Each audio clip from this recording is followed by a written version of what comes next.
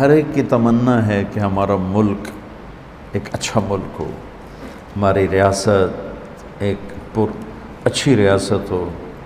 تو اچھا ملک، اچھی ریاست کسے کہتے ہیں؟ 3 شعبے ہیں جو صحیح اپنے آپ کو کرنے کی کوشش کریں گے تو امن قائم ہوگا۔ ایک پہلے نمبر پہ عوام، کہ عوام خود امن کے طلبگار ہوں۔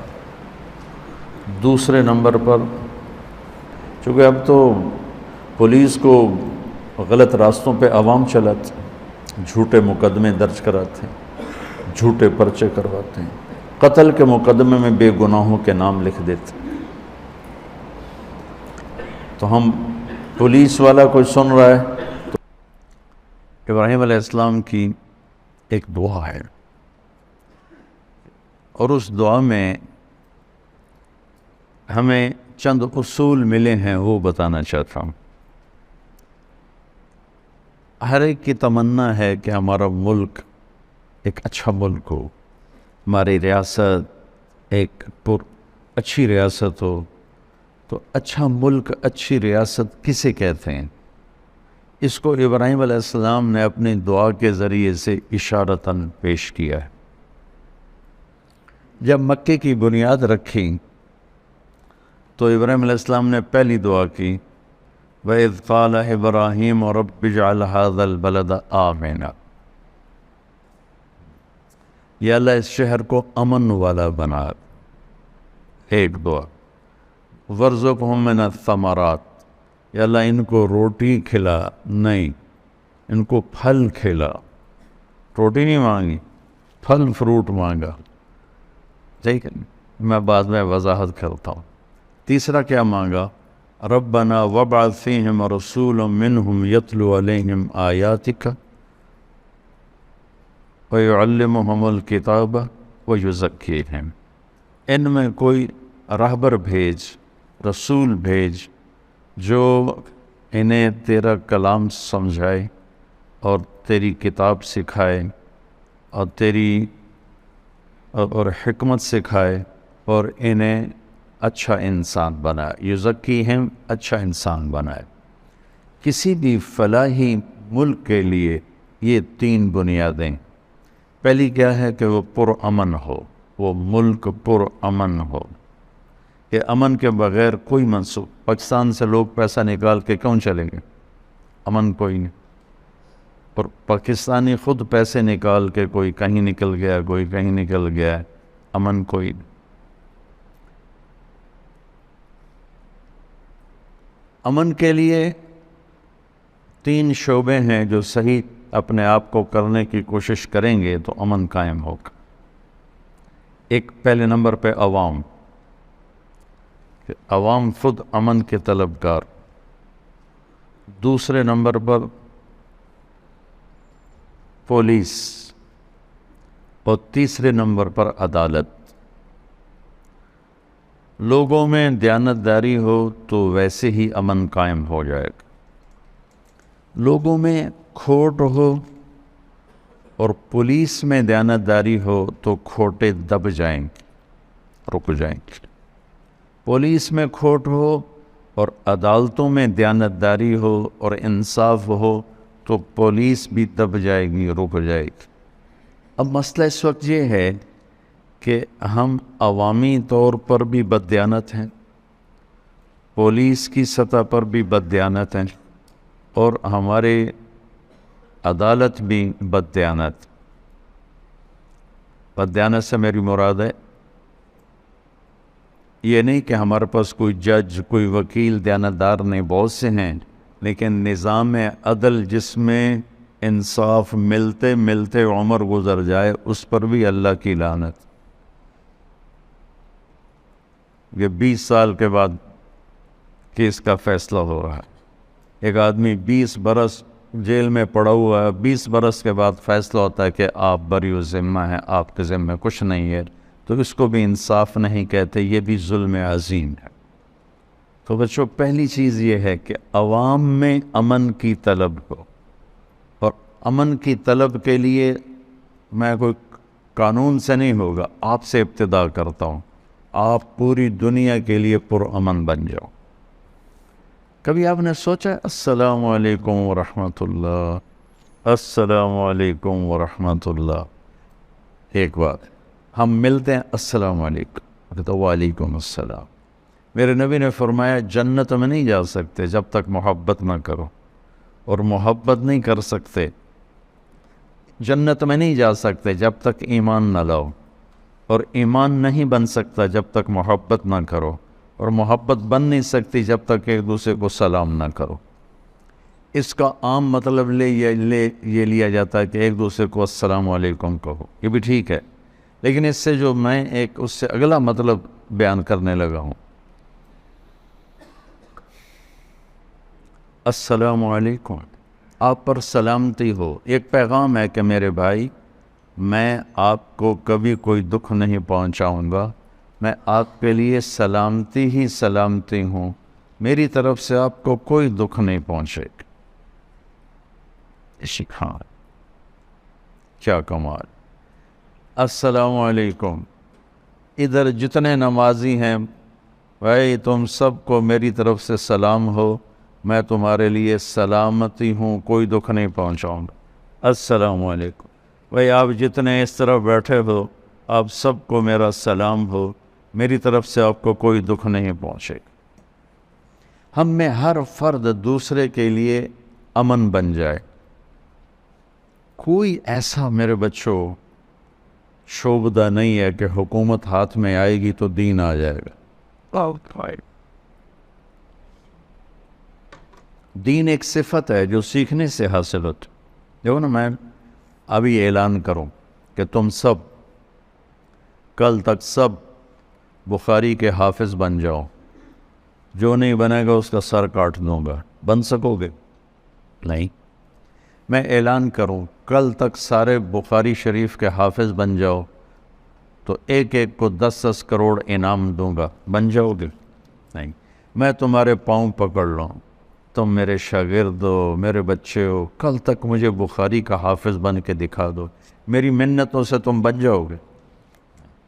کوئی ادھر مشین ہے بھائی ادھر سے ڈالوں تو میں غیر حافظ اور ادھر سے نکالوں حافظ، کوئی ہے ایسی مشین؟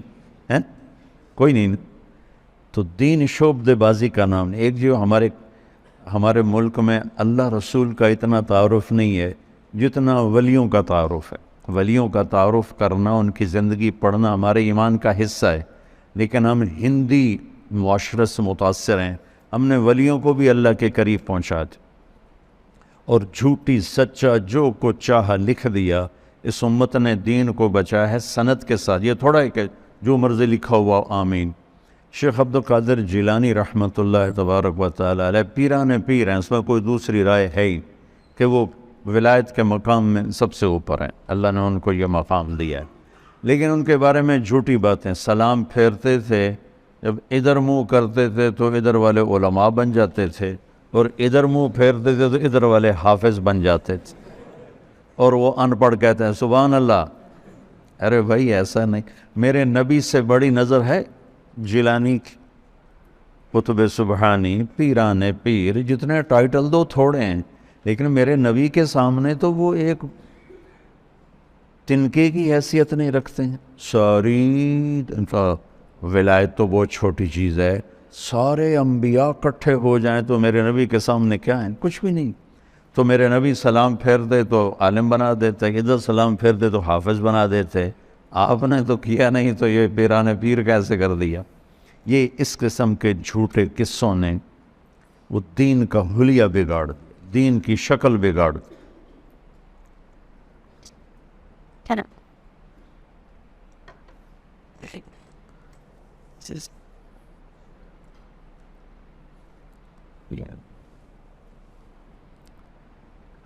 ہم ایک دوسرے کے لیے امن بنیں، سلامتی بنیں، پر امن بن جائیں تو معاشرے میں تبدیلی آنی شروع ہو جائے۔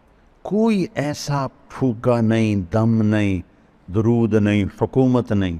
میرے نبی نے کس طرح آہستہ آہستہ آہستہ 23 سال میں امت بنائی، آتے ہی نہیں ایک نظر ڈالو اور یہ ہو جائے وہ ہو جائے، یہ سب ایسی کچی باتیں ہیں۔ نظر کا اثر ہے، صحبت کا اثر ہے، صحبت کی تاثیر ہے، کوئی شک نہیں۔ نظر پڑ کے لوگوں کی زندگیاں پلٹ جاتی ہیں، کوئی شک نہیں، لیکن اس کو بچانے کے لیے، اس زندگی پہ باقی رہنے کے لیے جان مارنی پڑتی ہے، تب جا کے وہ باقی رہتا ہے، ورنہ یوں ہاتھوں سے اڑ جاتا ہے۔ تو اس ملک کو اگر ہم پرامن بنانا چاہتے ہیں تو آپ پرامن ہو جائیں، اور آپ کے لیے پرامن ہونے کی بات یہ ہے کہ فرقہ واریت کی آگ لگانا چھوڑ دیں۔ ہم نے علماء دیوبند سے پڑھا ہے، ہم ان کی تحقیق پر راضی ہیں، مطمئن ہیں، لیکن ہم باقی تمام مکاتب فکر کے علماء کی اور ان کی ترجیحات کی عزت کرتے ہیں، احترام کرتے ہیں، اور ان کو ہم مسلمان سمجھ کر اپنا بھائی سمجھتے۔ وہ ہمیں کافر کہیں تو ہم انہیں معذور سمجھتے، وہ ہمیں گستاخ رسول کہیں تو ہم انہیں معذور سمجھتے، وہ ہمارے سلام کا جواب بھی نہیں دیتے، ہم انہیں معذور سمجھتے ہیں کہ ان کو ہمارے بارے میں غلط فہمی ہے۔ اس غلط فہمی کو ہم ضد کے ساتھ دور نہیں کریں گے، محبت کے ساتھ دور کریں۔ گالی کا جواب گالی نہیں ہوتا۔ مولانا اسعد بن حسین احمد مدنی، ٹھیک ہے، سمجھ میں آ گیا نام؟ 1972 میں پاکستان آئے۔ میں رائمنڈ سے پہلے تو لمبے پڑھتا رہا، جو اب ہمارے پاس ہے مدرسہ۔ وہ ملتان آئے تو ہم سارے گئے ان کا بیان سننے۔ 70 کی دہائی خطابت کا سورج چمک رہا تھا، اب تو خطیب ہی کوئی نہیں رہے، خطابت مجمع لگ جاتے تھے، تو سارے خطیب سامنے بیٹھے، پہلی رو میں سب بڑے بڑے خطیب، ہماری زبان میں کہتے ہیں ٹھکن خطیب، خطیب بڑا ٹھکن ذمہ دار، خطیب بڑا ٹھکن پہلوان، سارے ضیاء القاسمی، عبد المجید ندیم اور عبد الشکور دین پوری، لقمان علی پوری، اور سورے۔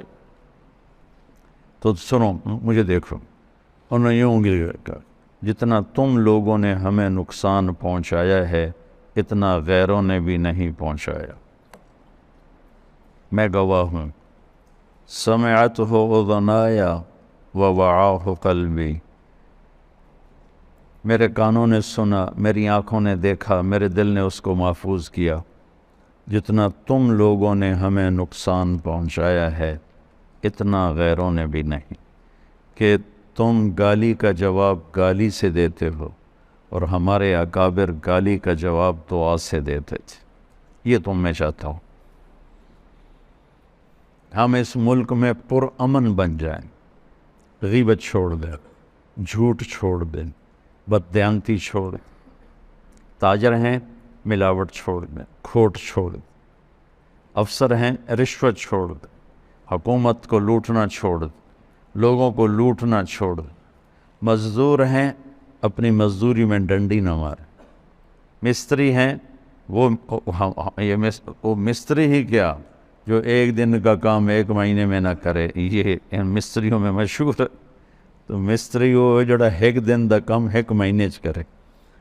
تو جس شعبے سے متعلق ہیں، سچائی، دیانتداری، انصاف، اس کو لے آئیں۔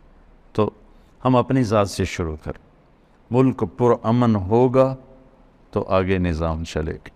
جب ہم پرامن ہوں گے تو 1/3 معاملہ نہیں بلکہ 1/2 معاملہ حل ہو جائے، چونکہ اب تو پولیس کو غلط راستوں پہ عوام چلاتے، جھوٹے مقدمے درج کراتے ہیں، جھوٹے پرچے کرواتے ہیں، قتل کے مقدمے میں بے گناہوں کے نام لکھ دیتے۔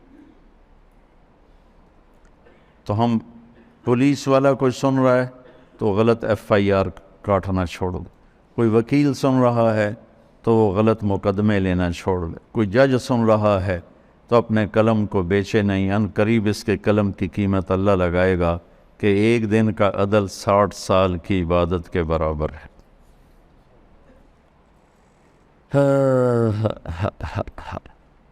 جب ملک پرامن ہوتا ہے تو دوسری چیز پھر مانگی کیا کہ اللہ تعالیٰ ان کو روٹی نہیں کہا کہ ان کو پھل فروٹ، کیلے، سیب، امب، سنگترے، مٹھے، انار، اللہ ان کو یہ کھلا۔ اچھا تو یہ تو پیسوں سے آتے ہیں نا، تو اس سے میں یہ بات بیان کر رہا ہوں کہ دوسری بات مانگی کہ یا اللہ ان کی معیشت مضبوط ہو، یہ سکھی ہوں، خوشحال ہوں، اکانومی ٹھیک ہو۔ اکانومی ٹھیک کرنے کے لیے کیا کس چیز کی ضرورت ہے؟ ہمارے تاجر دیانتدار ہو جائیں۔ ایک جگہ کچھ لوگ بیٹھے تھے کہ ساری ٹیکسٹائل انڈسٹری تباہ ہوگی، تو ایک نے کہا اس میں حکومت کا جرم تھوڑا ہے اور ہماری بددیانتی کا جرم زیادہ ہے۔ ہمارے تاجر دیانتدار بن جائیں، وہ بینکوں کو دھوکہ دیتے ہیں، وہ اوور ایسیس کر کے اپنی چیزوں کے بدلے میں قرضے لیتے ہیں، پھر وہ پیسے پہلے سے ہی غائب کر دیتے ہیں، اور اس طرح ایک بددیانتی کا سلسلہ چلتا ہے۔ زمیندار جابر ہیں، غریب کو مزدوری نہیں دیتے، تاجر بددیانت ہیں۔ تو ہمارے تاجر دیانتدار ہو جائیں اور زمیندار رحم دل نرم دل ہو جائیں اور مزدور محنتی ہو جائیں، تو ہماری اکانومی ٹھیک ہو جائے۔ یہ قرضے لے لے کر چلنا یہ تو اپنے آپ کو تباہ کرنے والی بات۔ معیشت کے درست ہونے، جتنے یہودی ہیں آپس میں سودی قرضے نہیں لیتے، ان کے اپنے بینک ہیں، وہ سود پہ قرضہ نہیں دیتے۔ تو ہمارا تاجر اپنے بازار میں سچائی لے آئے، دیانتداری لے آئے، اور سود کو نکال دے اور جھوٹ کو نکال دے، تو ملک کی معیشت بحال ہو جائے گی۔ جب تک سود باقی ہے، جھوٹ باقی ہے، اور ایک اور چیز ادھار، ہمارا سارا کاروبار ادھار پہ چلا گیا، تو وہ اتنا خوفناک ہو گیا ہے کہ ادھار لیتے ہیں، ادھار دیتے ہیں، تو چیزوں کی اصلی قیمتیں چھپ کے رہ گئیں۔ تو معیشت کو مضبوط بنانے کے لیے دیانتداری، سچائی، سود سے پاک، سٹے سے پاک، جوئے سے پاک اور ادھار سے پاک جب کاروبار ہوگا تو معیشت مضبوط ہو جائے گی۔ اور زمینداروں میں محنت کوئی نہیں، زمینیں ٹھیکے پہ دے دیتے ہیں اور خود بیٹھ کے حقے پیتے رہتے ہیں، تاش کھیلتے رہتے ہیں۔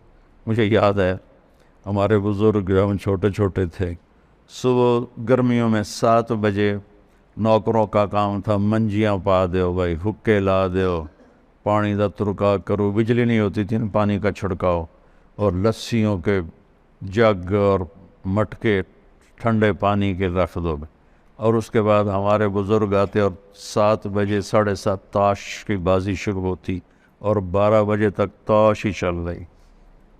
12 بجے جا کے روٹیاں کھاتے، روٹی کھا کے کوئی تھوڑی دیر وہاں لیٹتے، 2 بجے آ کر پھر تاش کی بازی چلتی اور مغرب کی نماز تک چلتی۔ ان حضرات مٹی دے سوا کرنی سے، تو جہاں ذمہ دار ایسے ہوں وہاں معیشت کہاں سے ابھرے گی؟ محنت کے بغیر اللہ دیتا نہیں۔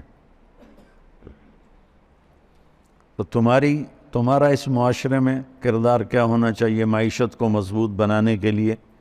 کہ تم لوگوں کو سود کے بغیر معیشت سمجھاؤ، سچ بولنے پر معیشت کے نفع سمجھاؤ، دیانتداری پر معیشت کے نفع سمجھاؤ۔ تو ملک کے عزت کے ساتھ چلنے کے لیے ضروری ہے کہ وہ خوشحال ہو۔ خوشحالی کے لیے قرضہ نہیں، 2 کاموں کو ٹھیک کرنا پڑے گا، ایک زراعت کو، ایک تجارت کو، دونوں میں سچائی اور دیانتداری کو لانا ہوگا۔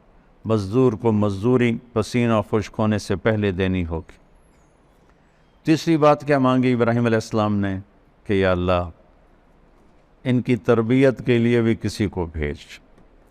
تو نظام تعلیم،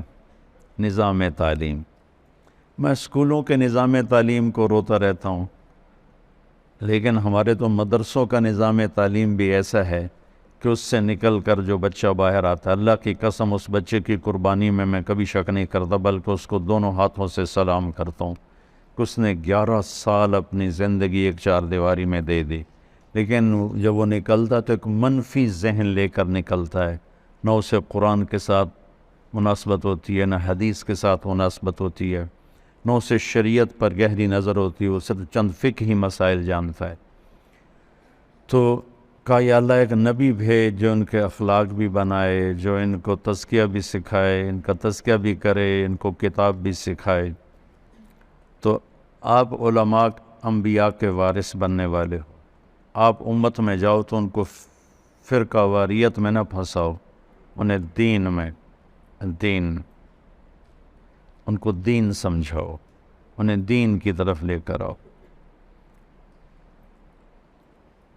ایک پرانی بات ہے، ایک پروفیسر رائمنڈ آیا اور چلنا شروع کیا، پھر مجھے ملے، کہنے لگے میں رائمنڈ آیا اور ایک ہفتہ میں چپکے سے رہا، تشکیل نہیں کرائی، اور ہر مجلس کو میں نے اٹینڈ کیا کہ کسی مجلس میں مجھے کوئی فرقہ واریت کی بات ملے، لیکن 7 دن میں ایک مجلس میں بھی کسی فرقے کے خلاف جب میں نے بات نہیں سنی تو پھر میں نے چلہ لگایا۔ میں نے کہا تم تو 7 دن کہہ رہے ہو، میں نے 7 سال رائمنڈ میں پڑھا، میں اپنے استادوں کو جو مر گئے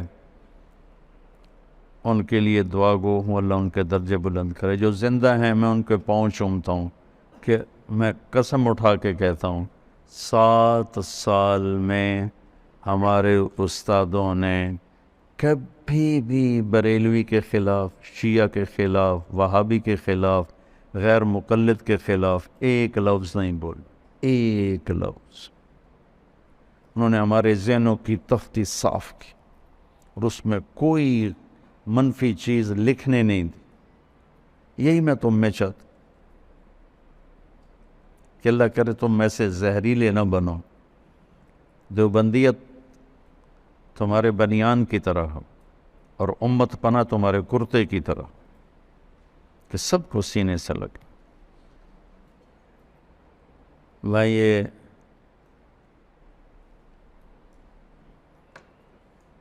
جو ہمارے پہلے سال پہلی جماعت تھی، مولوی عدنان صاحب سے 1 سال پہلے مولوی مسعود صاحب ہوتے ہیں، وہاں پڑھاتے ہیں، مولوی اسرار وہ ہمارے گاؤں میں پڑھاتے ہیں۔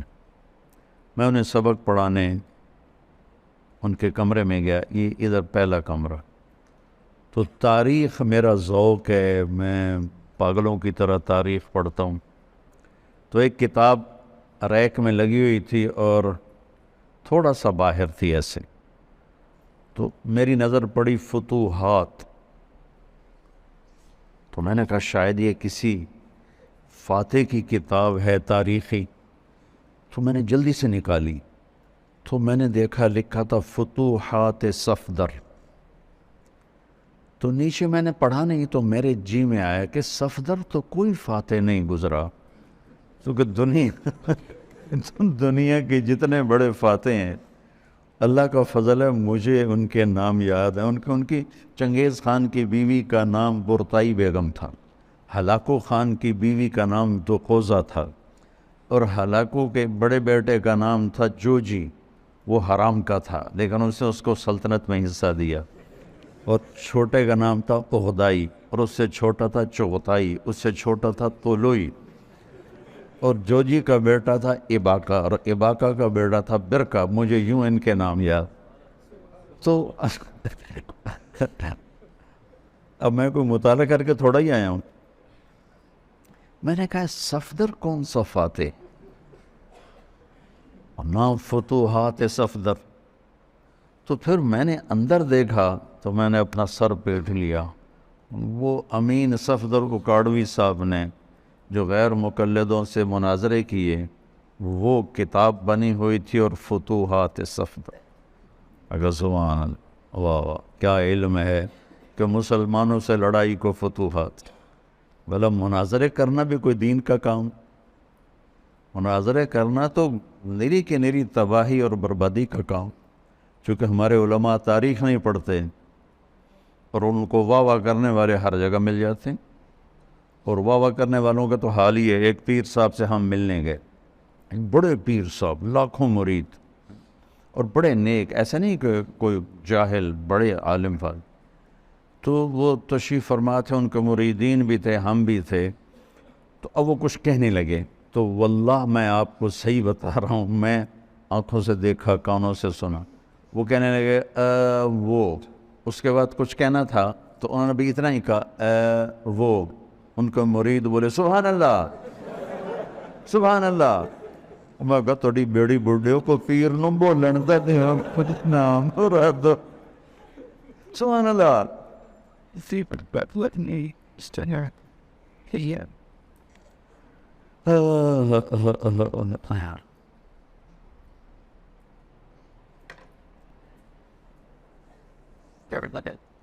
تو کسی ملک کی جو ایک فلاحی شکل ہے وہ ان 3 چیزوں سے بنتی: امن ہو، معیشت ہو اور تربیت ہو. ہمارے جو دینی مدارس ہیں ان میں بھی تربیت کوئی نہیں رہی، اور اسکول کالج تو کاروباری ادارے ہیں، وہ کوئی تربیتی ادارے کوئی نہیں ہیں. اور والدین ایسے پاگل ہیں کہ اپنی اولاد کو پڑھائی پڑھائی پڑھائی پڑھائی پڑھائی اور اس پوزیشن لو. بچے نفسیاتی مریض ہو. کئی بچے خودکشی کرنے کے اخباروں میں آتے ہیں کہ وہ ٹیسٹ کلیئر نہیں کر سکا، اس نے اپنے آپ کو مار لیا، کہ ماں باپ کا اتنا اندھا دھند پریشر ہوتا. رزق بیٹا پڑھائیوں پر نہیں، ماتھے پر. اور دن رات کے واقع ہے. دنیا دیکھی ان پڑھ لوگ کروڑوں اربوں روپے کے کاروبار کر رہے ہیں، اور بڑے بڑے ڈگریوں والے ان کی نوکریاں کر لیں. تو والدین سے کہتا ہوں کہ اپنے بچوں کو ٹائم دو. اگر اپنے بچے کو اچھا انسان بنانا چاہتے ہو، پہلے 10 سال ان کو دے دو، باقی ساری زندگی وہ تمہیں دے دیں گے. تو یہ چند باتیں اور بھی ہیں، لیکن آج میرا سر ساتھ نہیں دے رہا، تو آج اسی پہ اکتفا کرتے ہیں کہ ابراہیم علیہ السلام نے ایک خاکہ پیش کیا ہے کہ اچھا ملک کسے کہتے: امن ہو، اکانومی ہو، علم ہو، تربیت. اللہم لک الحمد کما انت اہلہ فصلی علی محمد کما انت اہلہ وفعل بنا ما انت اہلہ انک اہل التقوی و اہل المغفرہ. یا اللہ، یہ ہمارے درس کا سلسلہ ہمت دے. یا اللہ، سر درد رکاوٹ بن رہا ہے، یا اللہ میرے سر درد کو دور فرما اور اسے پورا کرنے کی توفیق عطا فرما. ہمارے ان بچوں کو اور جو بھی سن رہے ہیں، جو ہمارے مدارس میں سن رہے ہیں یا باہر سن رہے ہیں، ان سب کو رمضان کی برکت نصیب فرما. پوری امت کو نصیب فرما. پوری امت کو رمضان کی قدردانی نصیب فرما. اس رمضان کو امت کی ہدایت کا، عزت کا، بلندی کا ذریعہ، اس وسیلہ بنا. جہاں جہاں تیرے محبوب کی امت کٹ پٹ کے گئی، ٹکڑے ٹکڑے ہو گئی، انہیں دوبارہ اپنے گھروں میں واپس پہنچا. ان کو عزت والا رزق دے، محفوظ زندگی عطا فرما. یا اللہ، تو ہم سے، ان سب سے، سننے والوں سے راضی ہو جا. آمین.